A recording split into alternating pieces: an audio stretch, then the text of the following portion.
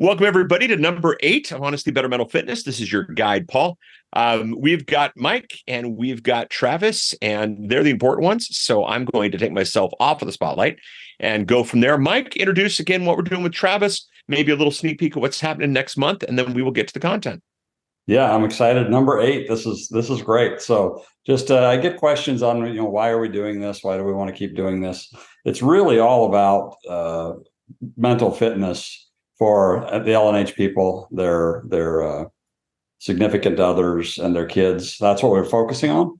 So this we teed up to basically get you used to mental fitness, and for those people that really don't want to call Travis and do a one-on-one, this delivers some content that is meaningful. What is mental fitness? What's possible? What can you do? What gets in people's way? Because it's actually very common. And Travis has worked in this for a long time and works with people constantly. So it's easy for him to put together themes that he knows people experience. So some people come here and watch this video and that's enough, and they're good and they learn something and go away. And others want to engage Travis for his one-on-one. He's the LNH mental fitness coach, and very happy to have him. And he's making a big difference with a lot of people at LNH. So that's the real meat of it for anybody that wants to engage on one-on-one. And if you're watching this, we put it out to the world just because it was the right thing to do. If we're recording it anyway, and it's great mental fitness that all human beings can use, why not make it available for the world? But the main intent and the focus is on LNH employees and their families, and the one-on-ones is really the beautiful part. So we've got some exciting things coming. We're always talking about how do we improve this? How often should we do it? I think you probably noticed we were doing it once a month. Now we're going every other month. We'll keep just adjusting it and tweaking it and making it better as we go. And we're doing some other changes that I'll let Travis speak to. So Travis, thanks for being here again, and take it away. Right. Awesome. Thank you, Mike. I am so honored to be welcome into LNH and to do this role. And it's incredible to be able to interact with everyone on the level that we get to, and that LNH as a company values this so deeply. And it's not, sometimes I have companies I work with, it's like, how do we do things for our employees to get them to be more productive for us, or to, essentially get them gains to make more money for the company. And it's felt when it's known that like something's there, but it's really there to make you, make be to the advantage of the company. And this is a different approach of it. It gets genuinely towards the person, trying to bring and elevate the people of LNH. And as a side effect, it elevates LNH as a company. But I think that's where the heart of the priorities and the heart of the changes are really coming from in there. So I just want to acknowledge that there too. Okay, thank you for being here. We're going to talk today about relationships. And when I say relationships, we're not just talking about like romantic, long-term, committed relationships. We're talking about relationships in general. So it's friendships, this is coworkers, this is family, this is relationships in general. A lot of it will apply to specific areas, but that's our topic today in general. As always, I'd love to hear from everybody. So pop in, say hello, ask questions. These topics aren't something that any one person has exclusive knowledge of. Everybody does. Everybody has something to contribute to this. So I'd love to hear your challenges, hear where you think this is BS, it's not true, and there's something else that's awesome, that's great. I'd love to hear that. And to share your perspective, what you have learned along the way here in life about relationships in general. So I'll ask some questions, and then I'll hop in and ask for feedback for those who would like to participate. Mike was talking about in the beginning, mental fitness in general, before we dive into our relationship topic. What does it mean to improve your mental fitness, or how do we know if my mental fitness can be improved? And he told me the answer is that it can always be improved. But I think a great question is like, are you fine? Or are you living heaven on earth? Right? Are you fine or are you great? And I hear from a lot of I've gotten some feedback of like, well, I'm fine. Like, there's nothing wrong with my life, so I'm not really engaging in one-on-ones. And I'm here to say that that's not actually really the point. And the point is to live the most powerful life you can imagine living, not just be okay or be fine. And I would say deeper than just for yourself, but for the people around you, for your family, for your partners, for your friendships, for the people that rely on you in your life. You don't just owe it to yourself to live the best life you possibly can. You owe it to the other people around you, and maybe even the world, right? I truly believe, and Mike talks about unique ability a lot, that we all are on this earth for a reason and have something beautiful and profound to give to the people around us and to ourselves that can only come from us. And so if you aren't doing that and living that, then the world is a lesser place because of it.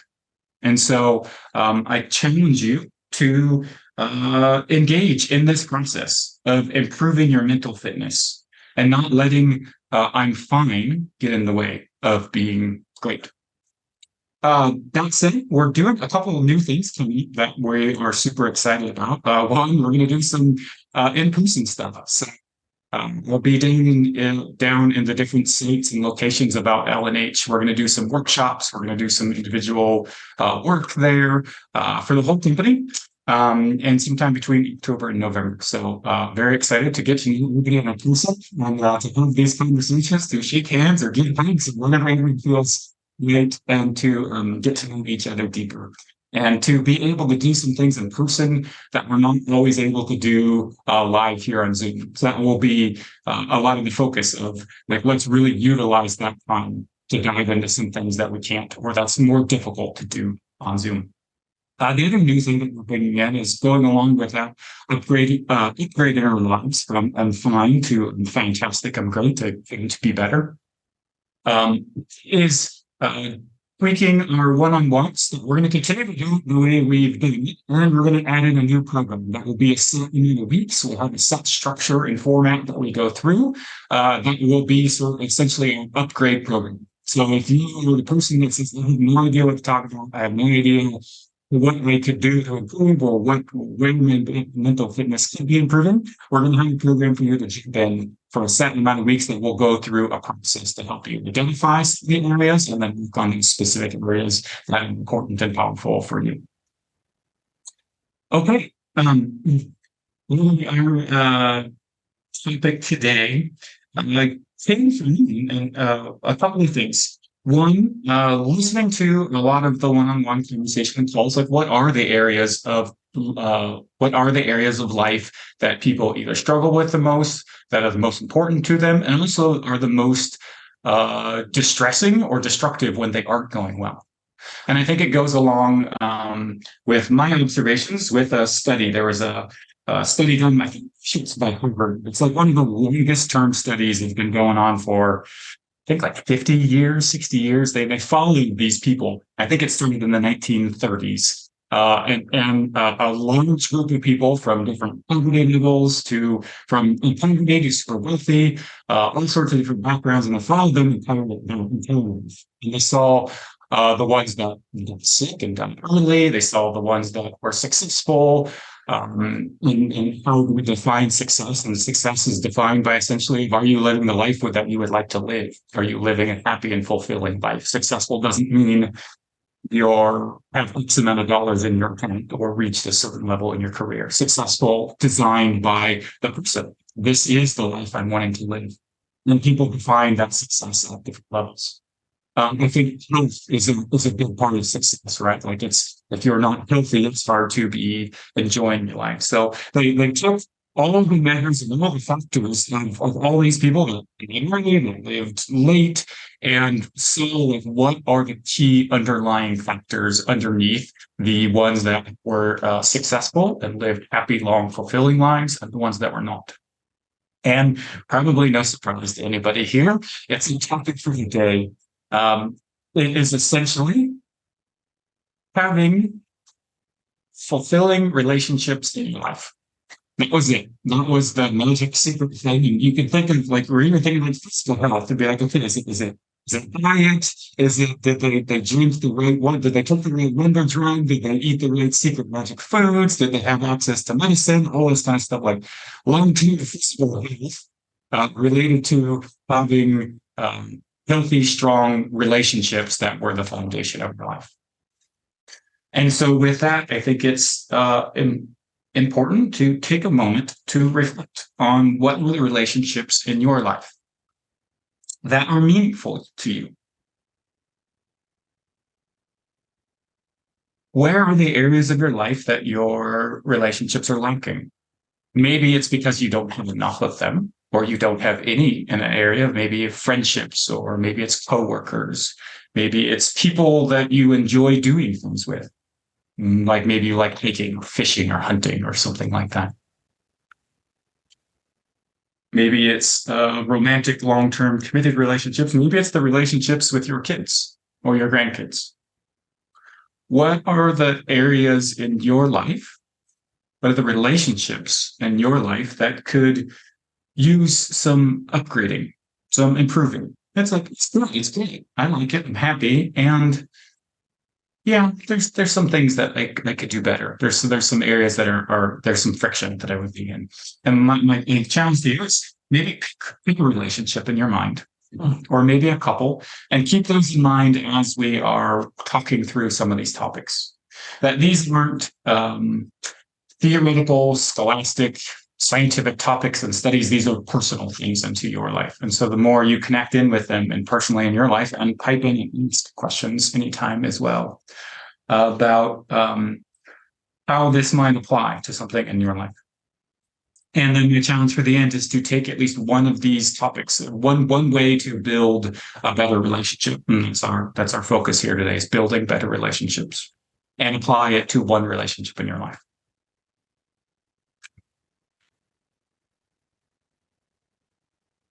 Okay. Taking care of themselves first. Our relationship with ourselves is reflected in our relationships with others. And essentially what this is if our relationships are struggling because we're impatient with other people, or we demand too much from other people, or we're overcritical or over pessimistic, it's often because we do that to ourselves. And so I'm gonna put out a challenge here that to be in relationship with others, we first have to be in right relationship with ourselves. I might even say deeper, to love another. And when I say love, I mean love in the most general sense possible.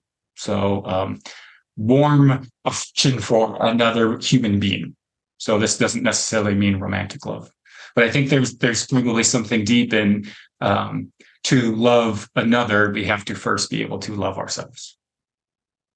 And that brings in a couple of questions. One, what does it mean to love? And how do we love another or ourselves?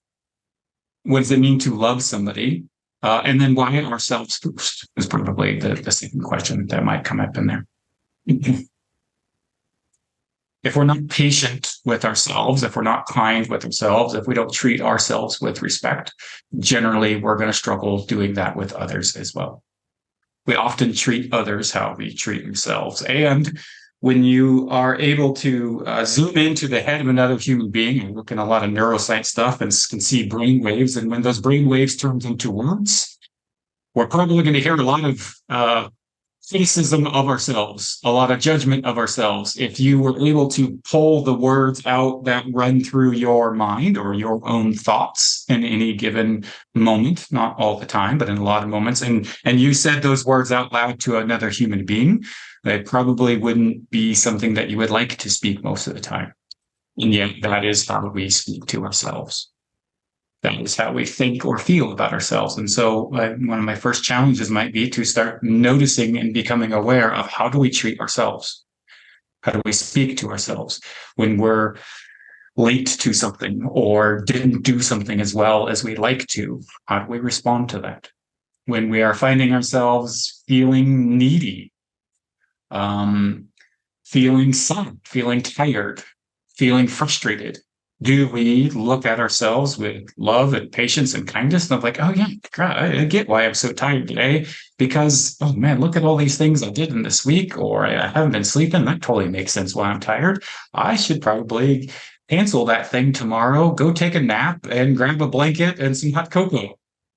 Or do we like, I'm so frustrated with myself and I'm just this and I'm too lazy or I'm too weak or whatever it is, right? Like what words and things do we say with ourselves, and how we treat ourselves is often reflected in how we end up treating others. Okay. First, let's address the question about what does it mean to love. And if anybody wants to pipe in this one, maybe I'll pause for a second. I'll give you my definition. But my definition isn't the only definition out there. This one could probably is and has been debated for a very long time. But I would say it's something around to love is to see, to know, and to embrace.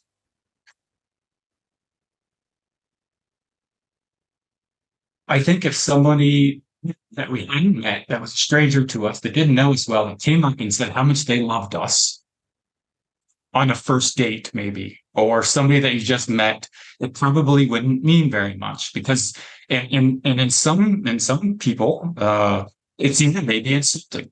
Like, you don't love me. You don't even know me. How could you possibly love me if you don't know anything about me? Like, you love this idea of me, or you love this appearance of me, and then you filled in all the blanks, but you don't actually know me. How could you have any deep love for me without knowing me? And then I think we could look at the other half, and let's cut out the embrace part of like, if you feel fully seen and known by somebody, that they see you, they know you, they understand you, they get you, they can predict things about you that maybe they know you better than you know yourself. Well, I've heard this funny definition of love of somebody. The partner asks them if they're hungry and they're ordering food and they say no. And then the partner goes and order food, but secretly orders food for the other partner that just said no. They ordered 2 meals, not just one, because they know the partner will be hungry in 30 minutes once the food shows up. And I think that's a silly example of a partner knowing us better than we know ourselves sometimes. And so the second concept of this is to see and know, but then be rejected.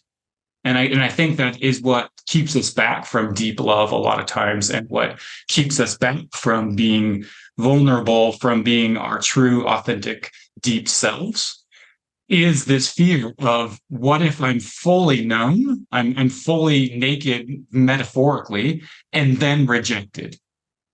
Like that is a deep there in there. So we bring those two concepts together to be fully known, fully seen, and embraced, I think, is something close to the definition, or at least mine, of what it means to be loved, to be fully known and embraced. Not known and okay, yeah, this is that, and I guess I accept you or whatever, but like fully embraced. And I even put the word embraced, not accepted. And I would love to actually put accepted and then cross out and then put embraced next to it. Because I think accepted is like, all right, I accept that you're an idiot and that you're wrong, and that's just the way you are. Okay, fine. Like that's almost closer to empathy as opposed to embraced, is like I fully see you with all your parts and love you and embrace you anyways. So I think this first step, and this is out of sort of from one of the Gottman's tenets. John Gottman is a person that is a professor, and it's actually him and his wife out of University of Washington, that are famous for their love lab. They have these couples come in and they study them for decades and found some of the core tenets of what makes relationships work over time. And this is one of their deep things, is to deeply know your partner was one of the first tenets in here. And so when we talk about being deeply known as a first step to building a better relationship, how do we deeply know our partners? How do we deeply know ourselves? What are their hopes? What are their dreams? What are their likes? What are yours? What are your hopes? What are your dreams? What are the things you like and dislike? Do you know that? How well do you know that? And I gave that silly food example of the person saying they weren't hungry and then the partner ordering food for them anyways, as an example of maybe someone that doesn't know themselves. Someone that knows themselves really well. It's like, I'm not hungry now, but I will be in 20 minutes. Right? How well do we know ourselves? And then how well do we appreciate, respect, and love those different things about ourselves? I think another deep thing in knowing another, or another concept in here that's important in knowing another, is the idea of love languages. Is a topic for some books it's an interesting topic. And it's essentially, how do you receive and give or express love? And I might give you a few examples here. And we don't have to say love. We can also say appreciation, respect. If I appreciate something about you, what is it that is meaningful to you? If you do something to me and I'm going to show my appreciation for you, is it acknowledgement? Is it words? That's some people's language, right? It might be that I do that thing for you when you need it done too. And so you help me move, and so I help you move. Is it actions? Is it like, words, great, whatever, a card? Is it flowers? Or is it, hey, I don't even need any of that. I just want you to be there with me when I do. Some people, physical affection is their love language. It's touch. There's different ways that people prefer to give love or appreciation or respect and to receive it. And oftentimes when two people in a relationship are feeling like they're giving it, let me make up an example here.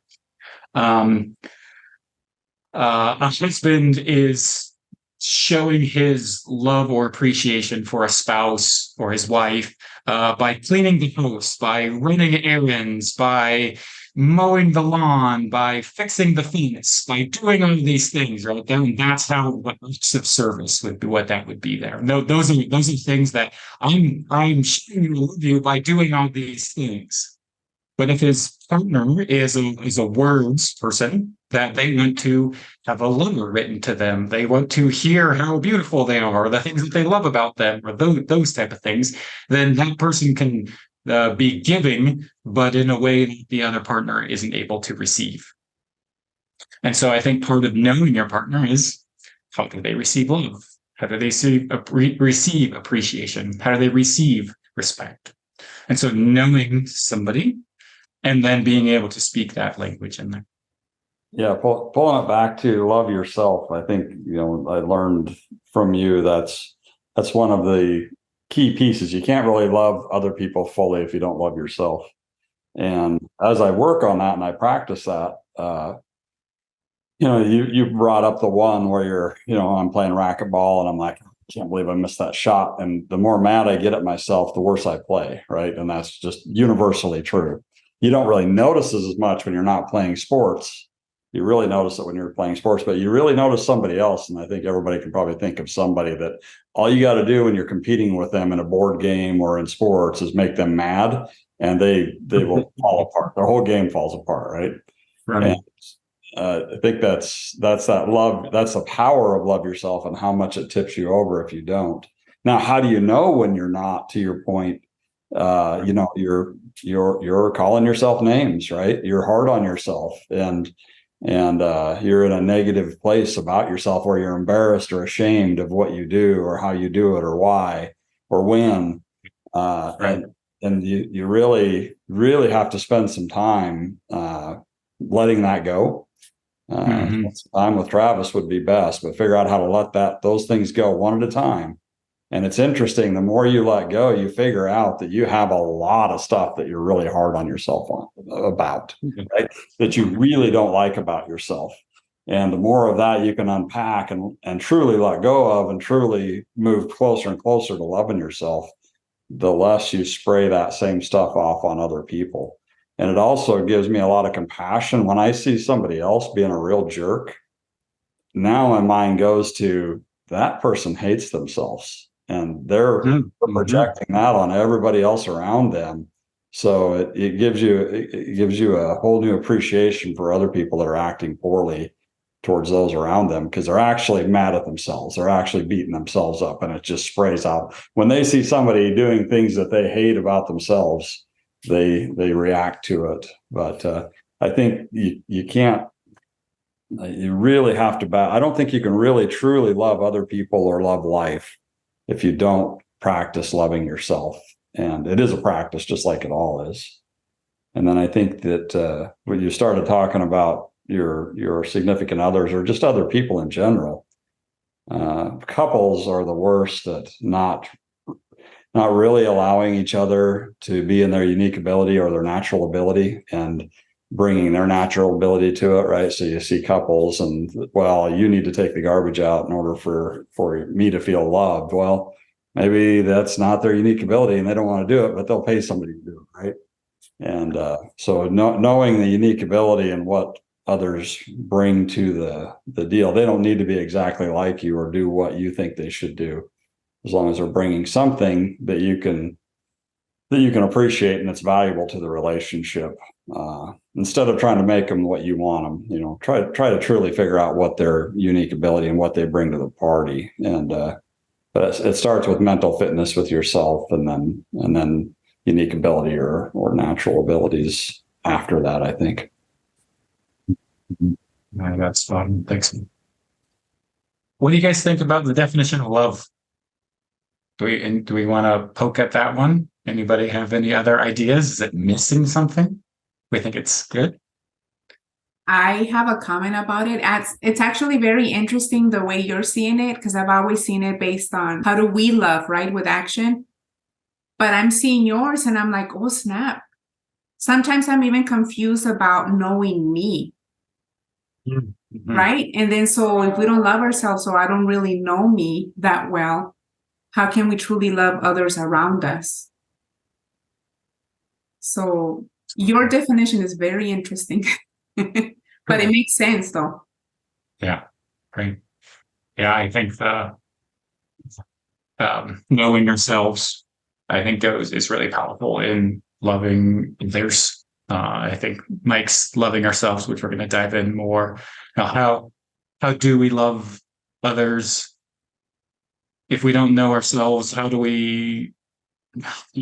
Yeah, I think knowing yourself, which is coming back to Socrates and all the Greek commandments of know thyself, right? As like one of the most important critical things. And I think that's at the heart of the unique abilities that Mike brings on and talks about a lot. And I think it's knowing yourself and then knowing others, which is what's on the slide here, right? It's something about being in relationship with each other is Mike's example there of they feel loved by taking out the trash, but that's not what makes me. That makes me feel something different. And so, do we overcome some of these things? Which is I'm going to bring in that topic and then like how do we overcome conflict? How do we not necessarily conflict or mismatches when we find things that are incongruent with each other? How do we still love each other? How do we still see, know, and embrace in there?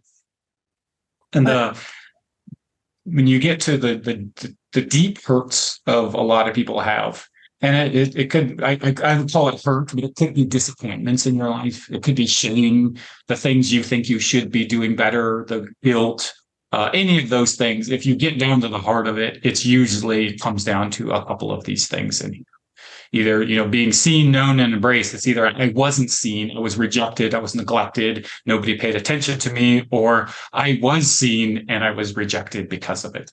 It's pretty much at the bottom of most every hurt, disappointment, guilt, shame, anything that we carry around, which is the stuff that keeps us from being our best, which is the stuff that drains our energy, the stuff that gets in the way of us enjoying life and living in the present moment because we're stuck in these things of the past. So, and also, Travis, the way you said for know myself, right? But then embrace. So there's a difference between me saying, oh, I accept me and everything that comes with me.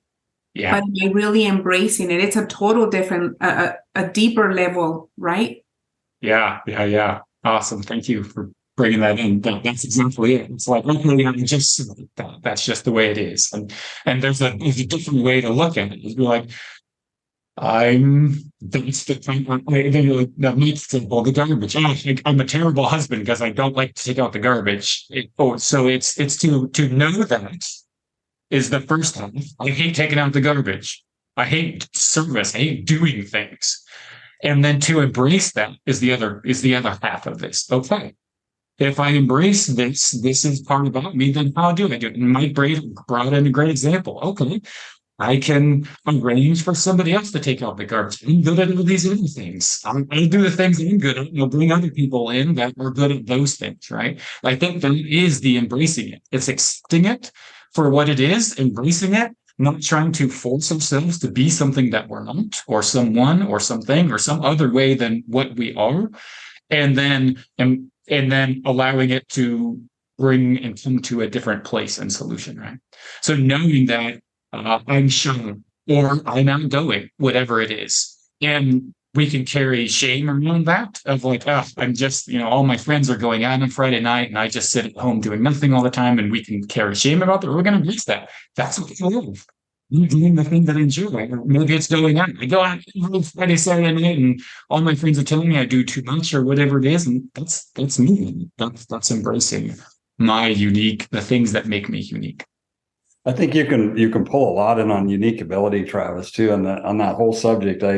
When I started getting myself in my own unique ability, and then I started wanting everybody around me to be in their unique ability, there's a lot of love that shows up from that. And what that means for context is I figured out what I'm great at and I love to do.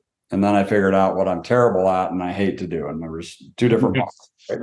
And I tried to get rid of everything I'm terrible at and I hate to do and stick more time into the things I love to do and I'm great at. Now, there's two boxes in between that are kind of average in between there, but these two are pretty clear, right? More of this, less of this. And if you truly want that for yourself, you'll really shine and you'll really understand that person. But it's also not a cultural norm in the United States or in Europe. It is the cultural norm is, oh, you're terrible at that. You need to practice that. You need to do more of that so you get better at it. So we tend to do that to each other as friends and as couples as well. So if you truly show up with the people around you and say really want to understand what they're great at and they love doing and want them to spend more time doing that, and you really want them not to have to do the stuff they're terrible at and they hate. Now, sometimes you have to, right? But that should be 10% of the time, not 50% of the time. And, there's always somebody else. So when that comes down to a job, I grappled with this one for a while. So I got a job description that says I have to do this thing, but I'm no good at it and I hate doing it. Mm-hmm. Well, that job description means you have to make sure that thing's done. It doesn't mean you have to do it. To me, you do the stuff you're great at and you delegate that to somebody else. Job description means you have to make sure that gets done. Somebody has to make sure the trash is taken out. Doesn't mean you have to do it. It just means you have to make sure it's done, right? Yeah. Here, really, at the deep root of that is knowing yourself and then embracing that. Is what that is. And then I'm going to say something else beyond that. Embracing it for myself, I was so free and I found myself working so much more efficiently, living happier, all those things that you wanted it for other people too. And you start trying to change them and make them see like you or be like you, but you embraced them for who they are and wanted them to be more of who they are, as opposed to all of us trying to change each other in there. Spend less time trying to change them into something they don't want to be and aren't natural at. And more time understanding what their unique abilities and their superpowers are and allowing them to do that, right? And sure, these other things need done. Go find somebody else that has that as a superpower and let them do it, right? Right. And I think you brought in it's also just because you're embracing those things of you doesn't mean you never work on your weaknesses. Doesn't mean you completely reject all of those things. And you almost see like the role of discipline. And like discipline is doing things you don't want to do and forcing yourself to do it. And does it not? I was saying it doesn't have a role. I would say no. Sometimes it's powerful. And I think the more in tune with ourselves and our environment we become, the less discipline even becomes a factor. If you love working out, you don't have to discipline yourself to working out. You just work out because you want to work out. If you love doing these things, and the more I think we get into that space of like fully knowing and embracing ourselves, as opposed to trying to make ourselves an extrovert when we're actually an introvert or whatever it is, the more in tune with everything we get, and the more it just works and flows, and the less discipline becomes even a thing. That said, there's horrible things that happen in life, and discipline is a beautiful strength, in there too, and definitely has its role as well. There's something to be said in bringing these two themes together that I just got to pop in and say. Yeah. The beauty of unique ability is just that it is who you are. And so what's amazing is when you can love your spouse, love your child, love your employee for who they are, that goes back to exactly what you said about being seen. Yep. So many people love their kids if they perform a certain way. So many people are good to the spouse if they take out the trash. But when you understand who they are, truly loved, truly seen, and it's a beautiful mixture of all this stuff. I just think of Dan Sullivan says repeatedly that the day he uncovered his Colby scores was one of the greatest days in his life because he felt truly seen.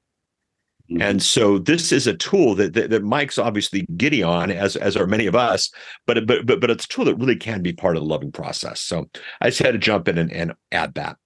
People really do feel loved when you understand their unique ability and you want them to spend time in that. They really do feel loved. Mm-hmm. I would just broaden that of when someone really feels seen and known. They feel and not rejected, right? Or maybe embraced, like they feel loved. And I think that's this huge part of a lot of the work that I do. A lot of times is just nobody's ever sat down with me for this amount of time and just listened to me without an objective, without chiming in and trying to tell me how I should be or shouldn't be, but just allowed me to be and be fully seen and known, like is a really powerful healing process in itself. I wouldn't even say healing. I'd say growth. It is what allows the person to grow fully into what they are. And that comes up through a variety of methods, right? Of the Colby thing, the different things, working with another individual, all of that. And I think this is something that we can all do and bring into our own relationships. How do we, so the question of the take home with this section here might be, how do we how do we get to know ourselves better? And how do we get to deeply know the people that or relationships we care about better? Maybe it's like kids. How well do you know your kids? Do you know their hopes, dreams, likes, the things they're fear at? Do you know what they're really good at? What about your coworkers? What about your friends? You might know them on one level, but how deep do you know them? And can you get to know them better? Okay, let's go on to the next part, and feel free to challenge it also of why ourselves first. So we said, loving ourselves is most important. So we'll talk about that for a minute. Why love ourselves first? How is this not selfish? If this is being selfish, so I have to come first. And can we love on, is this saying that like service or sacrifice is not a good thing? Any thoughts on that one? Anybody want to chime in on what they think on it? I know this one gets challenged a lot, and I would say I could struggle with this one when I first encountered it and started seeing, because I'm a service oriented person at heart. That's just kind of who I am, and it is part of my unique ability, I guess, and use those words.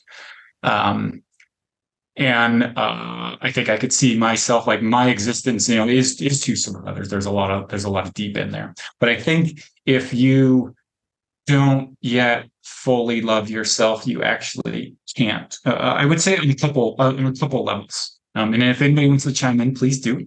And if not, then I will keep saying why this is on here. One, very well can't do anything for others. You can't give love that you don't have yourself.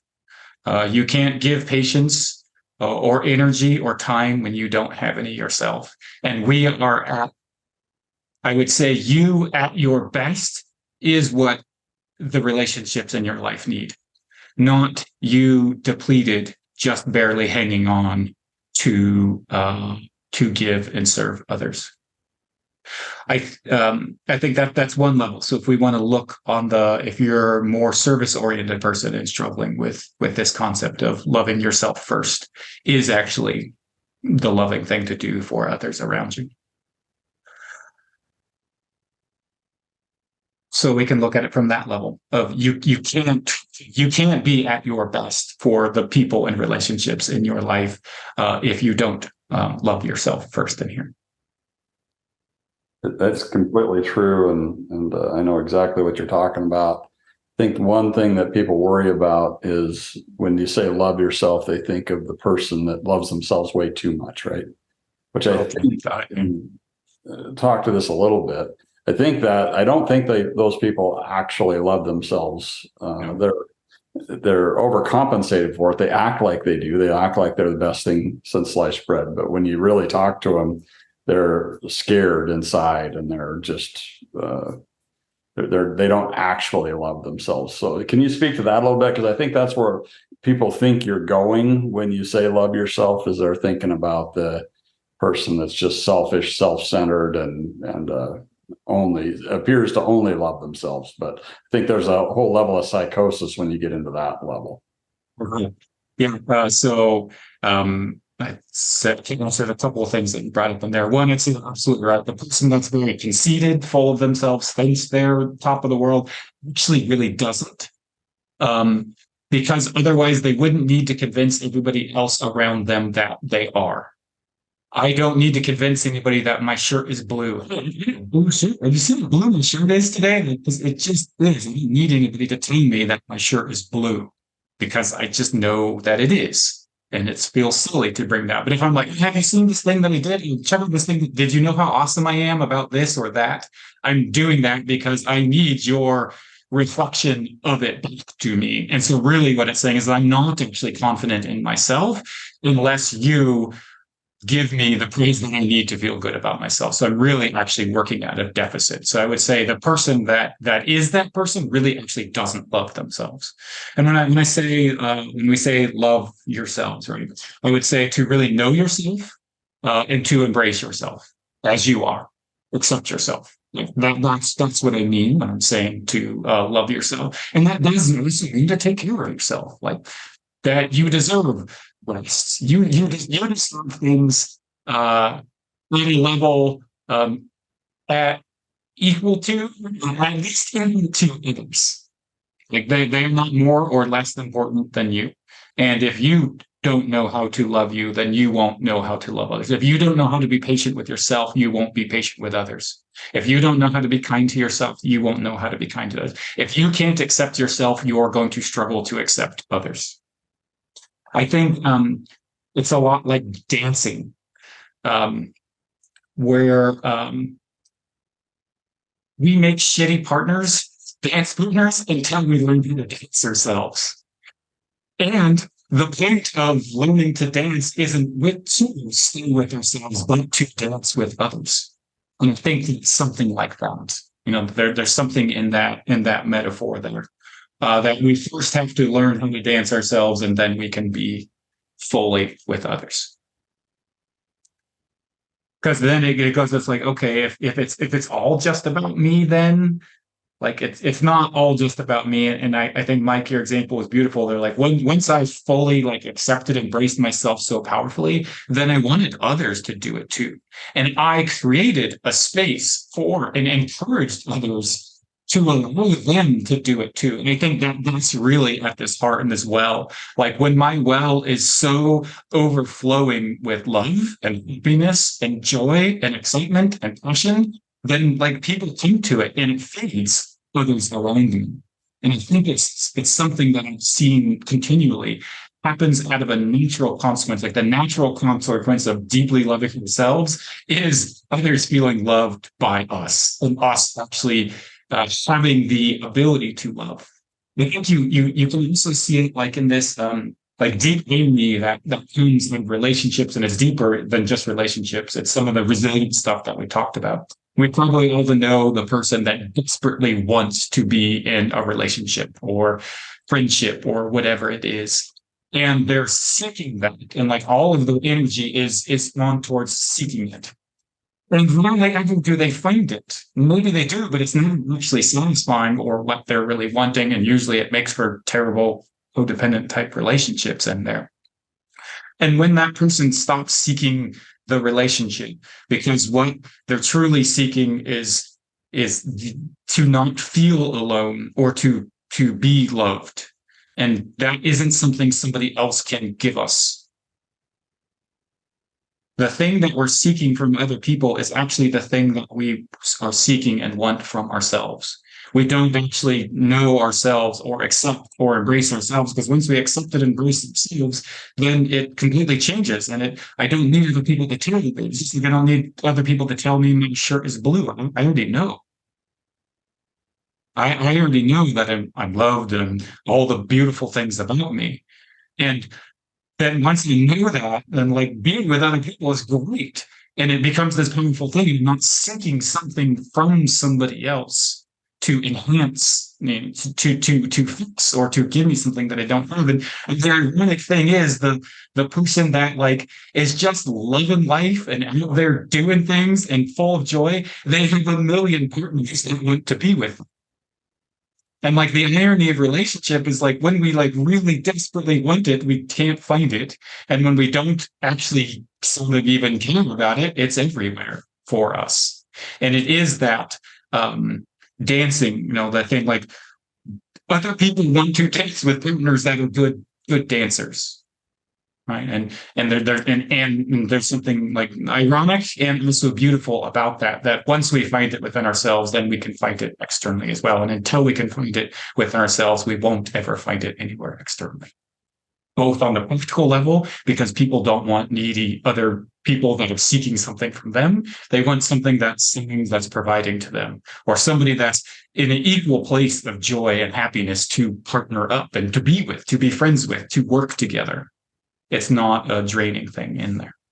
And I think it's sort of like what we're really talking about is the heart of resilience of being detached from the outcome of something. Really powerful is that love is actually the most valuable thing that somebody can accumulate, because all the other trappings that you accumulate, cash or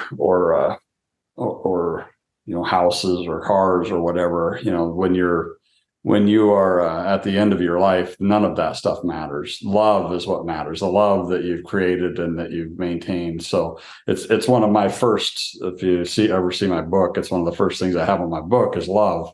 And then second is freedoms, and then innovate, energy, and flow. And that love is first, because I'm not going to do anything that takes away from the love in my life, right? I'm going to always be weighing any decision I make. My first filter is love. Is it increasing the love in my life or decreasing it? If it's decreasing it, I'm not going to do it. If it's static or increasing it, then I'm going to do it. So it is incredibly, it's the most valuable thing you can accumulate, period. Absolutely. I think the last thing I'd say on this topic is love, respect, and kindness are not finite resources. And so when we say to love yourself first, it doesn't mean that you only love yourself. Like it's not where it starts. You start down and it flows out. And I think this goes into a little bit of the abundance versus scarcity mindset right here. I think the scarcity mindset is, there's a limited resource, and so I have to give it to them and I have to give it to me. And I would actually say the infinite source of the wealth starts with yourself, and then it'll flow out infinitely, versus if I give anything to everyone else, then I shrivel up and run dry and I have nothing else to give. Yeah, the thing everybody has to remember is if you don't love yourself, you can't really love other people. And if you don't love yourself and other people, you really can't love life. So back to the heaven on earth. If you want to create heaven on earth, start, your foundation is love yourself and then work out from there. And if you want to create your hell on earth, then do the opposite. And you see a lot of people doing the opposite. Interestingly enough, a lot of people do the opposite, and it many times comes down to they can't figure out how to love themselves. Okay, let's move on to the next call it step in building better relationships. So focus on the positive. So what builds strong relationships? We talked about that it starts with loving yourself and what that means. And now we're going to talk about the things that build that bond stronger. So the first is simple. Routines, celebrations, rituals, even shared suffering, shared experiences build strong bonds between us.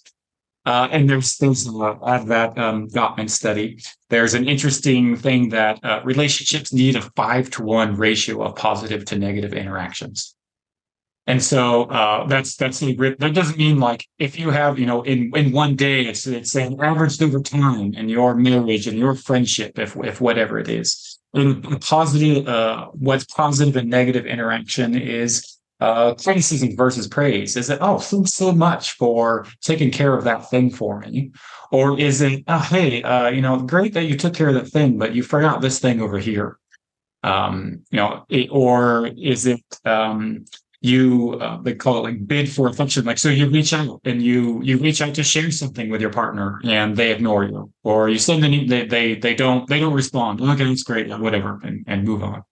So it's not just negative things. It's things that you reached out and it wasn't received. I would actually come back to saying it's not being seen again. Like there's something important to you and you're trying to share it, and it wasn't heard. It wasn't seen. So that idea of like 5-to-1 ratio of positive to negative interactions.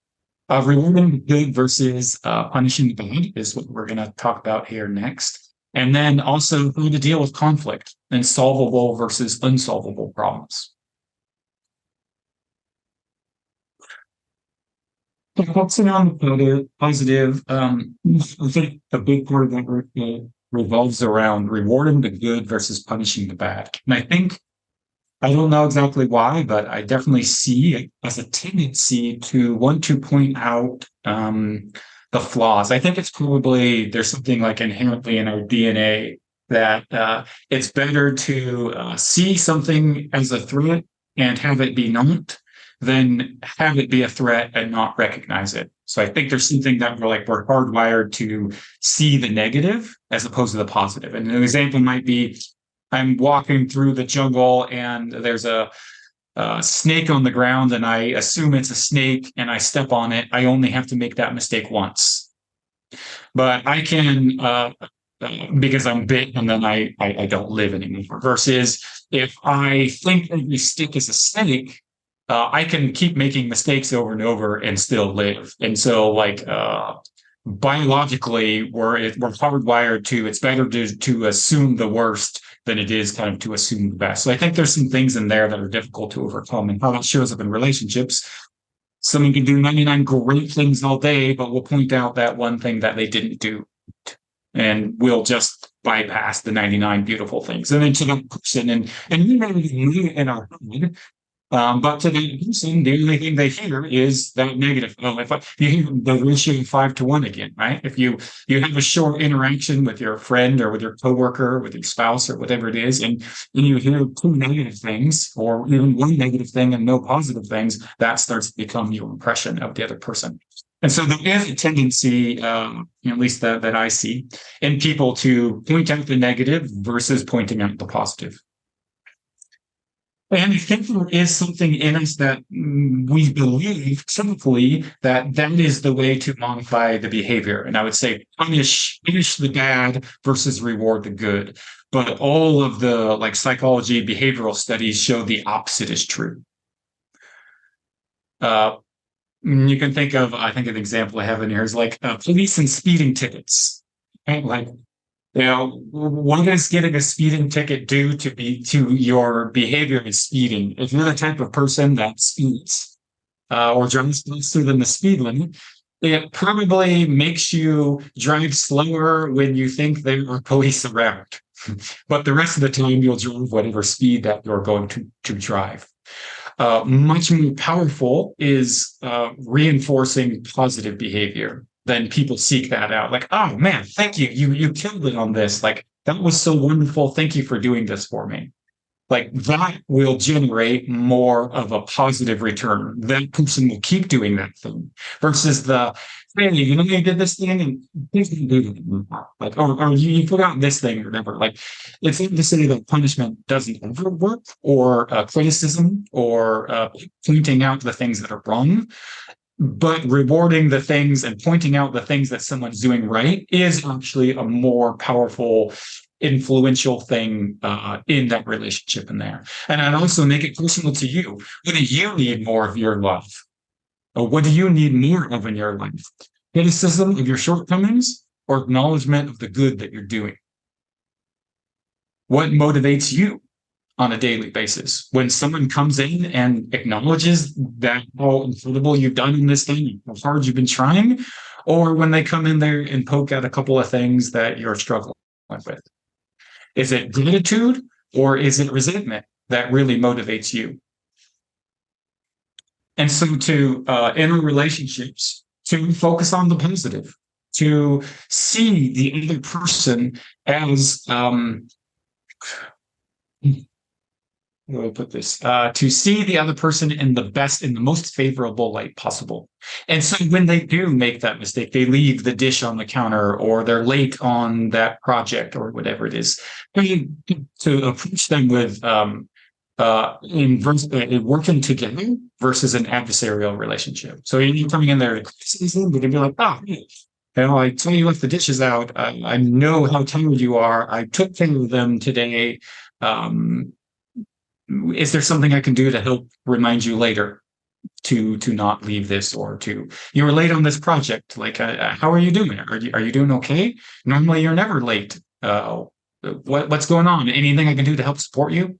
Like, that's working together versus being, I guess the language would be turning towards somebody versus turning against. Working together versus adversarial in there. And also, this leads in with focusing on the positive as being a more beneficial thing to relationships than pointing out the negative or the things that are missing. It would go back to the love languages in there, and make sure you are appreciating them in that language that they can hear. So some people receive appreciation differently. Sometimes it needs to be in front of the whole company, or like these big displays, and other people just like quiet acknowledgement. Some people like to have I guess this goes back to knowing the other person, knowing what is going to be a quote reward to them, right? How do they receive appreciation, love, affection, admiration, that sort of stuff?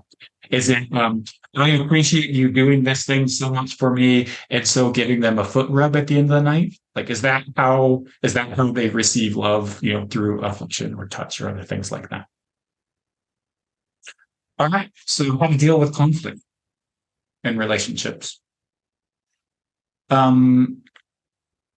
So some of the general concepts, big picture, and then we'll dive into the details of it, is that I think there's room for both. There's room for different points of view in a relationship, and just acknowledging that from the start, I think is powerful. The idea of turning towards versus turning away, which we just talked about, considering the other person's point of view, and I would say in a really deep and genuine way. Like, and this is the seeing the other person in the best light possible. Knowing that they are a deep and good person and flawed human being, just like the rest of us, and assigning them the best intent possible. I would say even when the intent is to harm you, it's like criticizing you, right? Like, well, there's no good intent there. They are trying to do just something critical or destructive of me. I might say the same thing. Let's just actually make a crazy example of like a bully, like some type of bully person, just trying to tear you down. I'd say even in that, they're not actually trying to tear you down. They're trying to make themselves feel better. And I think we can all understand feeling so horrible and grasping at awful things just to make ourselves feel better. Maybe in your life, it's not bullying, as I doubt it is, but maybe have you ever done anything that you knew was bad, but yet you did it just to feel better? Maybe it's drinking at the end of the night when you are trying not to.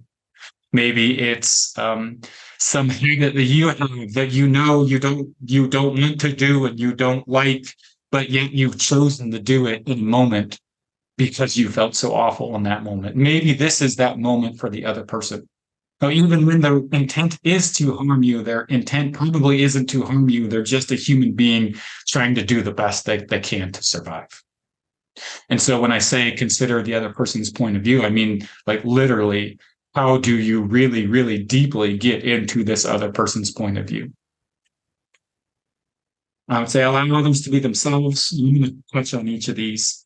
And this is the one that we're going to go into next here, that not all conflict is solvable, nor does it need to be solved.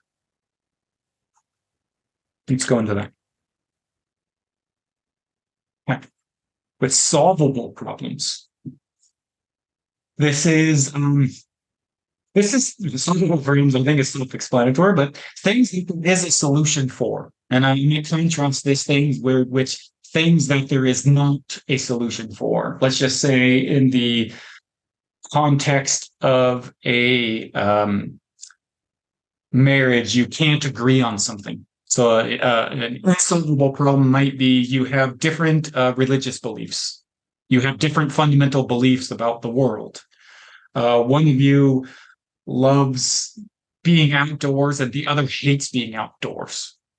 These are things that you're not going to be able to fix or change. It doesn't mean you can't do anything about it. That's what we'll talk about next. But those would be some examples of like, these aren't changeable things.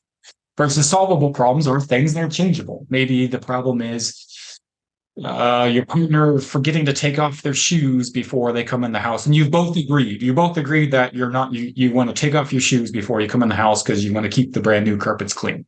Let's just say that's our example here. And so, but your partner keeps forgetting. And they walk in there, they're in a hurry and they run in there with their shoes on and they agree that they're not. So that's a solvable problem. We can fix this. Maybe this is a coworker who brings smelly food into the office. I don't know who it is for coworkers. But something that's solvable, right? There's a way for both of you to coexist in peace here. Maybe they can eat their food, but they eat it somewhere else. So with solvable problems, the keys on here is to soften the approach. We often come at it harsh. And I would say the whole loving yourself part comes into this. So we come at it harsh because we haven't said anything for 6 months about them eating smelly food to us until we break and we can't take it anymore and we yell at them, or it comes out in a way that's not positive. And so I think loving yourself would be acknowledging, I hate the smell of this food they bring in, embracing that. Okay, I think I need to find a solution here. And then taking an approach that's a soft approach. And it's not you're bringing in stinky food. It's I don't like the smell of the food that you eat, and trying to find a problem. And so maybe the solution is I remove myself during lunchtime. Maybe the solution is we go eat outside together. Maybe the solution is I cook you food in this. Like there could be a million ways, but I think the working together versus becoming adversarial. And I think the adversarial part comes in when we've let it go on too long and we've said I shouldn't be bothered this. I shouldn't say anything to them. I shouldn't care about this, but we do. And I think that's the part of the loving ourselves. And that's another example in there. I do. Acknowledging it. I know myself and I do care about this, and embracing it. Okay, so let's find a solution in here. So soften the approach. I think we had a language discussion a few months back of removing the always and the never. Almost always and never are they not true. So acknowledging the good. So if we're going to bring up something that a person's has a shortcoming on, we're going to acknowledge all the good things that they're doing, trying to find compromises, and then taking care of yourself and the other in the midst of the conflict. I think this is an important one here. Sometimes you're in a conflict and you're not getting somewhere, and so removing yourself from it to take care of yourself is that. Or you see they're really struggling, and so it's saying, no, what, we don't have to talk about this yet. We don't even have to solve this right now. I really care about this relationship, and this is the most important thing to me. Whether or not we solve this problem, we'll get to it. And so that might be taking care of yourself in the midst of conflict and saying, all right, I think we both exhausted ourselves. We both really care about this thing. We both really care about this relationship. And so we're going to put first things first, and that's it. And we'll find a way to solve this here as we go. So soften the approach, acknowledge the good, find a compromise. Don't forget to take care of yourself and maybe the other in the midst of the conflict. Let's go to the permanent problems. So I think this is where probably the deeper issues go, unless there's anything you want us to throw in for that. So these permanent problems are different approaches to bringing up kids, different beliefs about work and how work should be done or not done. It's things that aren't going to change. You love listening to loud music while you work, and they need a quiet space to work. You love on date nights to stay in and watch Netflix and have a warm dinner at home, and they love to go out and be with friends and lots of other people. There are things that are not likely to change. They are, in the end, really, they are the things that are unique abilities. And I think the friction and the tension comes as a result of our beliefs about them. And we're responding to our expectation that they shouldn't be this way. And understanding that the person has a right to exist exactly as they are lessens our feelings about it. And I'm going to come back to that in a second, but I might even say, would you even really want them to think, feel, believe exactly as you do? Would you want to be able to change or control their thoughts or beliefs about something? I think when we truly do have that power, then the other person stops becoming interesting to us.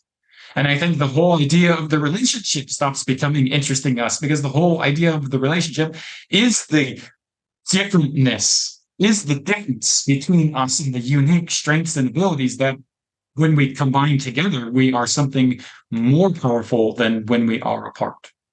Because you have different unique abilities than I do. And when we can embrace those things too and find room for both of us to be the way we are without having to change or change the way we are in order to become acceptable to the other.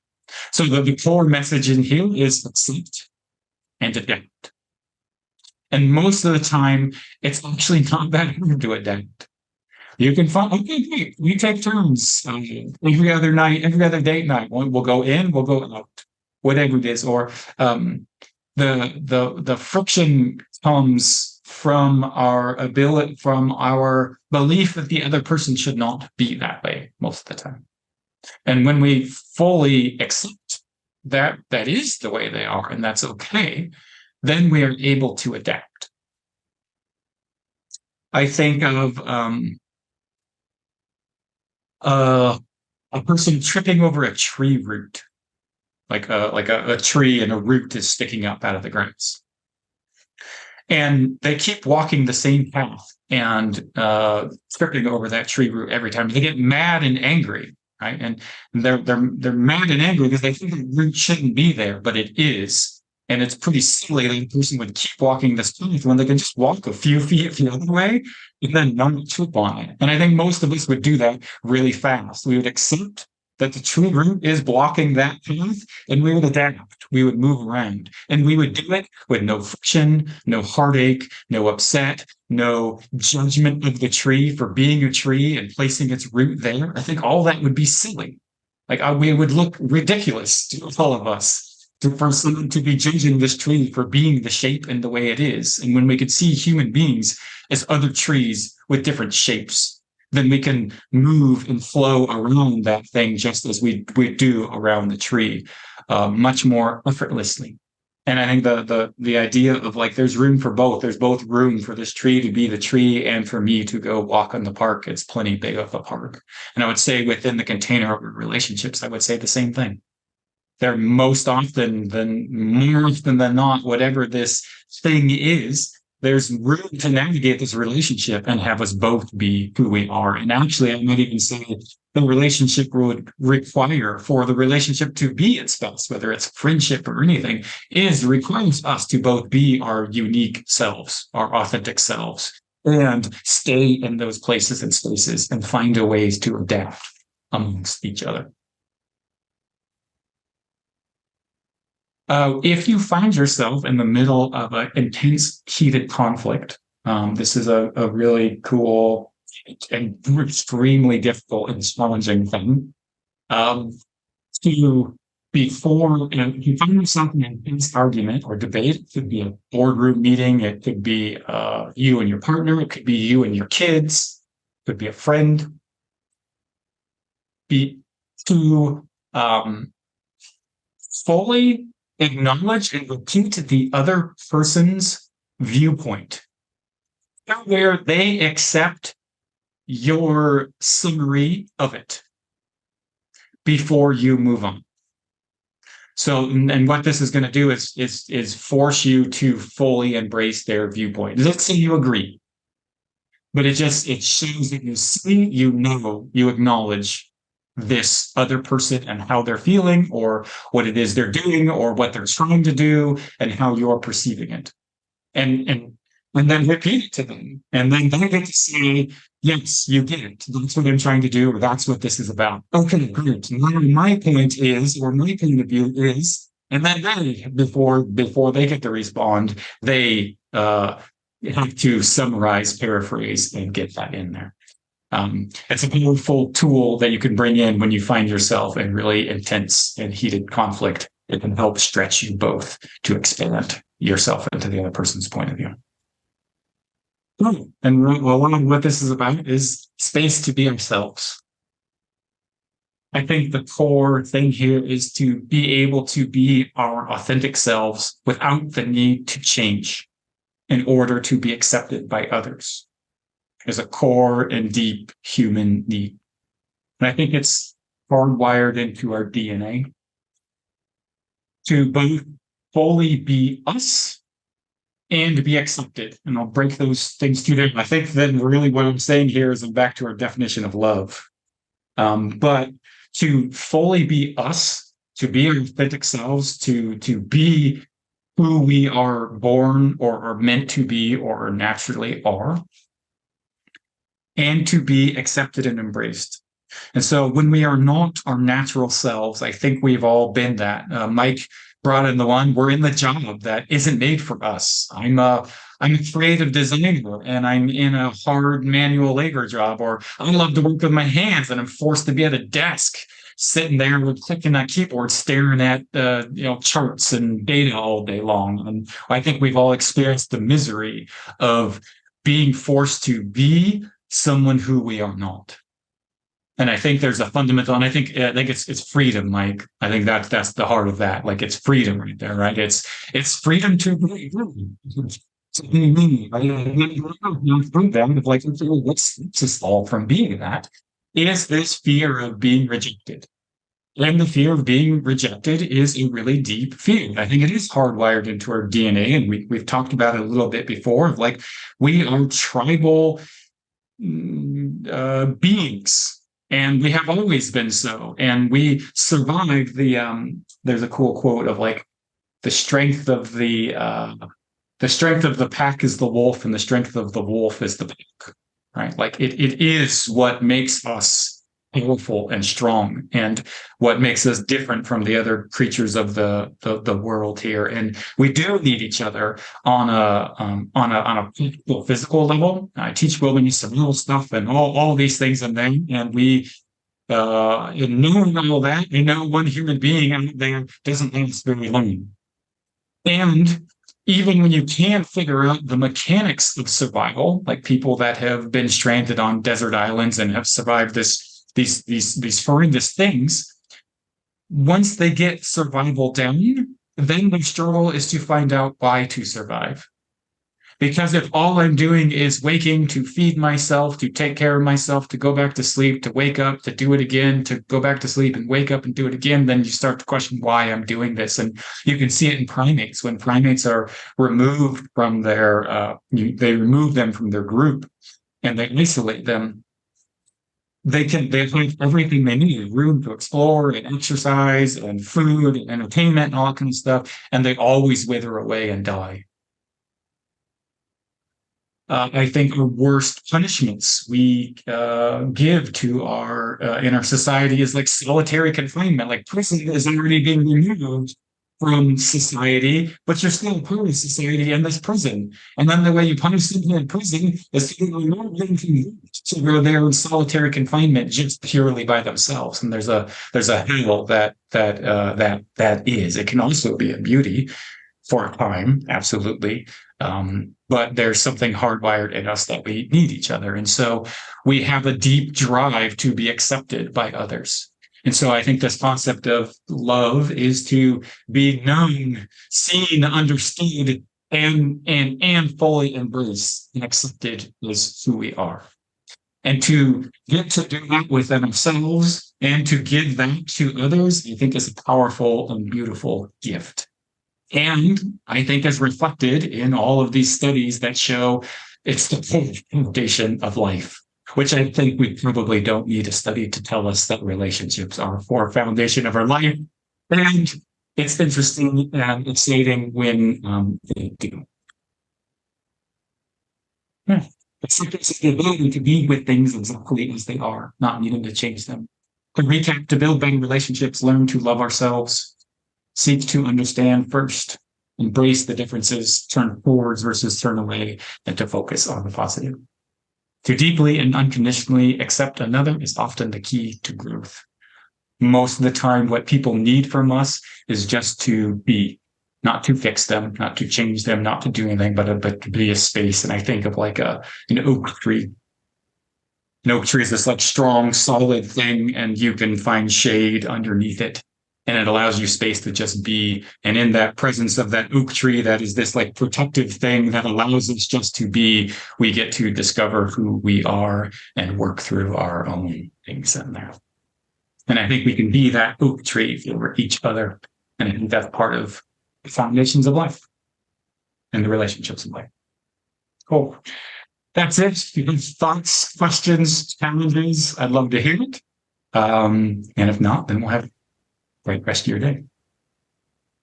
I'd like to jump in and kind of summarize something that's been going through my head on, and this is a great foundation for mental fitness and relationships, which I agree love, and the relationships and accepting yourself and having the others accept you and being able to accept them is, I mean, this is really the root of a lot of people's problems that blows them up. So for L&H, where I've been headed is number one, get our mental fitness, have the mental fitness, which is what you're doing for us, being our mental fitness coach, and that being available to all of the people and their people, right? So their spouse or their significant other and their kids, which is a huge part of their mental fitness. So you get that right. And you're never going to be done with this because it's a practice. This is all a practice, right? But you get the mental fitness and start getting your basics put together on that. And then you focus on unique ability, which we've got some resources for that from Julia Waller and Strategic Coach that people can do to figure out their unique abilities, or you can just talk to me and I can help you, or Travis can help you with it. And so once you have mental fitness and you have unique ability, you're really creating this heaven, your own heaven on earth, right? In that process. So you're becoming a more productive human being. And I would say, and I don't think this is a stretch at all, you're going to live a longer, healthier life just by doing that. I think a lot of the health problems that we start mentally, right? Just like they say in sports, 98% of it's mental. I think in health, 98% of it's mental as well. Mm-hmm. So we get mental fitness and we get unique abilities or natural abilities, whatever you decide to call it. And then we get into flow. and that's individual flow. And if you're in unique ability, you can drop into flow, and we can you will automatically drop into flow. Flow is when you were doing something you enjoyed so dang much that your day just went really fast or really slow, and it was just amazing, right? You love it. So individual flow. So that's the stack deck for that I would wish for myself and everyone else. Mental fitness, then unique ability. I spend about 90% of my time in unique ability now. And then flow. I would say I spend 50% of my time in flow, which is high numbers. And those are all self-guessed numbers. Once you have those, what I really want to get us into at LMH is team flow, or group flow, they call it, right? And team or group flow is what the Chicago Bulls in the 90s experienced, right? When it's just beautiful to watch, or a symphony or an orchestra or entertainers, right? This group flow, but you can have this group flow even in a machine shop, even in a company, right? And we hit the stride once in a while, but then we don't, and it's a practice too. So that's really what we're doing all of this work for is mental fitness, then unique ability, then flow, and then group flow. And when we achieve that, and we'll continue, we already achieve it, so we'll continue practicing it and getting better at it. But we create our own heaven on earth and our group heaven in our companies, right? And then you do that individually because, like Travis said, you can't help but spread that out. It's contagious. People will see you doing it and they'll want some. They'll be coming closer to you, trying to figure out what you're doing. And I would say something else, Travis, and I'd be interested in your opinion on this. You build up an immunity towards people that aren't that would be the nemesis of that. Does that sound true to you, Travis? It depends on what you mean by an immunity, like not be impacted by people that are not. So people that you would think that there's a lot of people that would be so mad about you having a beautiful life that they would come in and try to wreck it. And they do for a while you're learning it and while you're still not sure. But when you're sure and you're really in unique ability and you're really in your own love and you're really in flow, you see them come up and then they just go away because they can't compete with that because they're vibrating at a lower level and they're not as strong as you are. So they go away and they go play with somebody else. Yeah, I say I either see two responses. Either they change their mind and they want to join you, or they turn around and go away. Yeah, for sure. Yeah. So you basically, the better mental fitness and the better you are at these practices, you build up an immunity, and I see that in the company and in particular people. So yeah, and I think part of the meaning behind immunity is like it doesn't impact you. Like immunity is like a kid can be around you, but you don't get it. And so it's almost like you are not impacted by their way of being.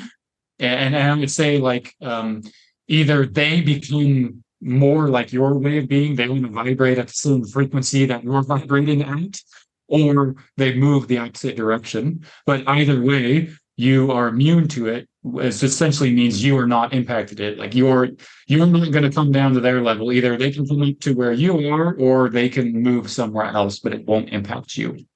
And I think that's like resiliency, right, is what you're talking about right in there. Yeah, it's the same thing you said in your racquetball game, right? Like you can miss a shot and be fine and keep going, or you can miss a shot, get angry at yourself, start beating yourself up, and then you start spiraling down. It's becoming immune to missing as well, of becoming immune to other people, like holding and maintaining where you are regardless of your external circumstances. I think that's kind of some of it in there. Yeah, so those other things will still exist, those other groups and people and ways, and they're not wrong ways. Doing it the other way works too. So there's no judgment. It's just that we're very clear on what we want, what we're trying to create, and who we want to play with, and those are the people we're attracting, and we're repelling the other things, and that's okay. That we get to do that. We should do that personally and professionally. Right. So I think that's the accepting and embracing. Like I accept that that's where you are, and I have no need to change you, and I embrace you, and you can either come join us, or you can go somewhere else. And either way is okay. That's kind of what I hear. using in there. So any of the LNH people, you like that? Is it confusing? Am I headed the wrong direction? What do you think? We'll keep heading that direction then. It's unanimous. Unanimous.